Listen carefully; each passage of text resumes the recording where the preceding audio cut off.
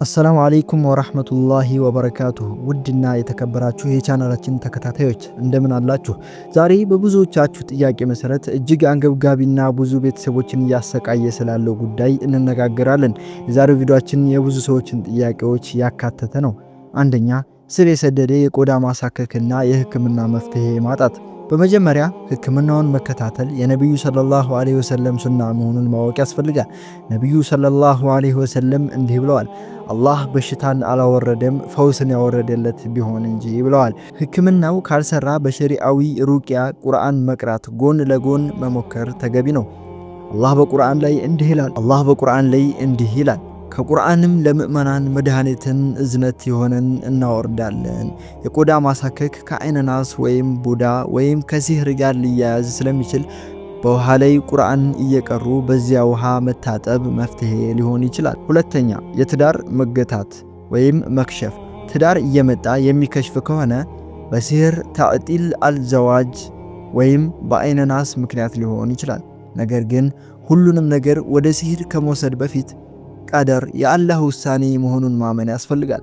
ነቢዩ ሰለላሁ ዐለይሂ ወሰለም እንዲህ ብለዋል፣ አንድ ባሪያ መልካሙም ይሁን መጥፎ ነገር ከአላህ መሆኑን እስካላመነ ድረስ አማኝ አይሆንም ብለዋል።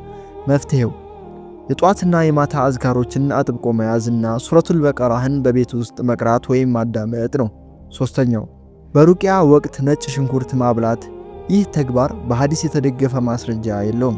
ነቢዩ ሰለላሁ ዐለይሂ ወሰለም ነጭ ሽንኩርትን የበላ ሰው ሽታው ሰዎችንና መላእክትን ስለሚረብሽ ወደ መስጂድ እንዳይቀርብ ከልክለዋል።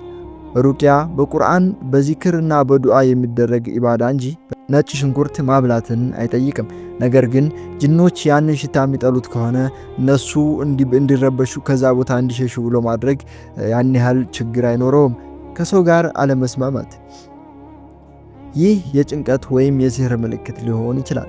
ነቢዩ ሰለላሁ ዐለይሂ ወሰለም እንዲህ ብለዋል፣ አማኝ ሰው ከሰው ጋር የሚላመድና ሰዎችም የሚላመዱት ነው። ከሰው ጋር መጣላትና መከፋት ሲበዛ አዑዙ ቢላህ በማለት ሰይጣንን መከላከልና ውዱእ ማድረግ ቁጣንና መረበሽን ያበርዳል።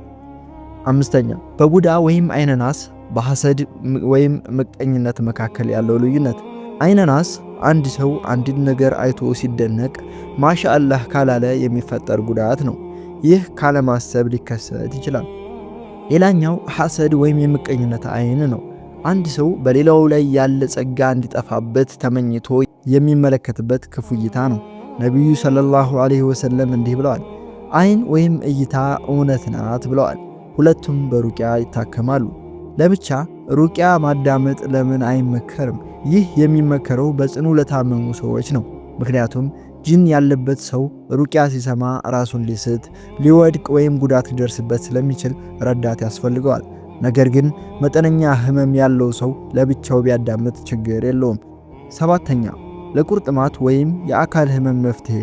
ነቢዩ ሰለላሁ ዐለይሂ ወሰለም ሰውነቱ ለታመመ ሰው እንዲህ ብለዋል፣ እጅህን ህመሙ ባለበት ቦታ ላይ አድርግና 3 ጊዜ ቢስሚላህ ቢስሚላህ ቢስሚላህ በል። በመቀጠልም 7 ጊዜ አዑዙ ቢኢዘቲላህ ወቁድረቲሂ ሚን ሸሪ ማ አጂዱ ወኡሃዚሩ በል። ይህ ትልቅ ፈውስ ነው። 8ኛ፣ ሩቅያ አንዴ ነው ወይስ ይደጋገማል? ሩቅያ እንደ መድኃኒት ነው። በሽታው እስኪሸሽ ድረስ ደጋግሞ ማዳመጥ ወይም መቅራት ያስፈልጋል። ነቢዩ ሰለላሁ ዐለይሂ ወሰለም በየሌሊቱ ከመተኛታቸው በፊት ቁል ሁወላሁ አሐድንና የመጨረሻዎቹን 2 ምዕራፎች ደጋግሞ በመቅራት ሰውነታቸውን ያብሱ ነበረ። 9ኛ፣ ሲህር ያደረገብኝ ሰው መግደል ይቻላልን ብሎ ጠይቋል። በፍጹም አይቻልም። በኢስላም ሕግ ሰውን መግደል ትልቅ ወንጀል ነው። ቅጣትን የሚወስነው ሸሪዓዊ ፍርድ ቤት ነው። ይህን ደግሞ በእኛ ሀገር ላይ ስለሌለ ጉዳዩን ለአላህ በመተው ሐስቢየላሁ ወኒዕመል ወኪል ማለትና ራስን በሩቅያ ማከም ይበልጣል። ለጭንቀት እና እንቅልፍ ማጣት። ነቢዩ ሰለላሁ ዐለይሂ ወሰለም ለጭንቀት እንዲህ ይሉ ነበር፣ ያ ሐዩ ያ ቀዩሙ ቢረሕመቲከ አስተጊስ። ከመተኛትህ በፊት ውዱእ አድርገህ 2 ረክዓ ስገድ፣ አያተል ኩርሲን ቅራ፣ እንቅልፍህ በሰላም ይመጣል ኢንሻአላህ። በእስልምና አስተምህሮ ድግምት ወይም ሲህር ዐይነ ናስ እውነት መሆናቸው በቁርአንና በሐዲስ ተረጋግጧል። ነቢዩ ሰለላሁ ዐለይሂ ወሰለም አልዐይን እውነት ነው ብለዋል። ድግምት በሰው ልጅ አካል አእምሮና ስሜት ላይ ጉዳት ሊያደርስ ይችላል።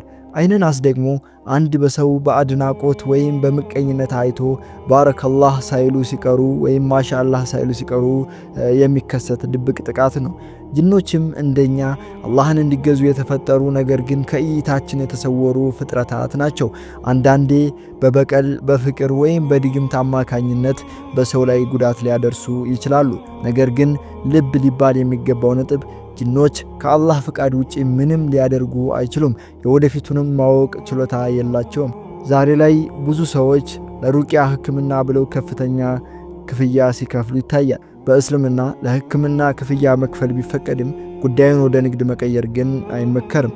በተለይ የእናትን ስም የሚጠይቁ ጥቁር ዶሮ እረዱ የሚሉ ወይም የማይታወቁ ቃላትን የሚጠቀሙ አቃጣሪዎች ዘንድ መሄድ ከእምነት የሚያወጣ ከባድ ወንጀል ነው።